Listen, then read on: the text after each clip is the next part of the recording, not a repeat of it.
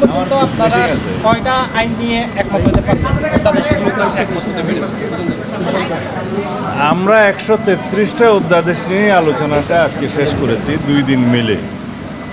কিন্তু কিছু কিছু অধ্যাদেশের বিষয়ে আলোচনার প্রস্তাব করেছেন কয়েকজন সদস্য।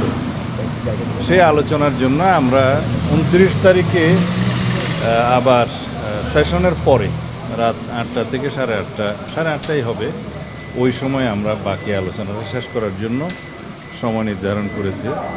মাননীয় সভাপতি সাহেব আজকে সেই সময়টা ঘোষণা করেছেন। তা আশা করি আমরা 29 তারিখ যে সন্ধ্যাবেলা যে মিটিংটা হবে ওখানে আমরা সব কিছু ফয়সলা করতে পারবো।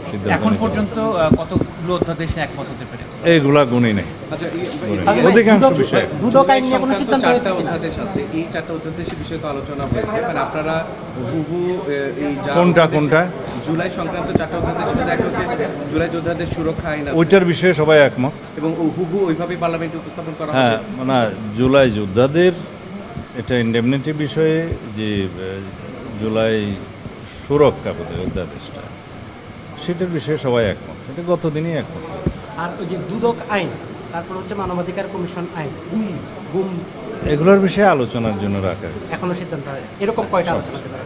সেটা গুণে দেখি না, এটা 29 তারিখে বলতে পারবো। 29 তারিখ রাতে 8:30। সালমান, যেগুলোতে সিদ্ধান্ত হয়েছে এমন কি আছে যে আপনারা এখানে সংশোধন করা হবে? এখানে 3টা ভাগ। একটা ভাগ হচ্ছে অধ্যাদেশগুলো যেভাবে উত্থাপিত হয়েছে, প্রণীত হয়েছিল সেভাবে পাশ করা। পাশ করতে গেলে নিয়ম হচ্ছে সংশ্লিষ্ট মন্ত্রণালয় সেই বিলগুলো আবার আনবে এবং সেইভাবে পাশ হবে। আর কিছু কিছু অধ্যাদেশের বিষয়ে কিছু সংশোধনী সহ বিল উত্থাপিত হবে, সেগুলো সংশোধনী সহ পাশ হবে। আর কিছু কিছু বিষয়ে একমত না হলে সেগুলো এই সেশনে ল্যাপস হয়ে যাবে। পরে যদি প্রয়োজন হয় সেটা বিল আকারে পরবর্তী সেশনে উত্থাপন করা যাবে। সেটা এখনো কমে, খুবই কম। বিল আকারে তো উপস্থাপন করা হবে।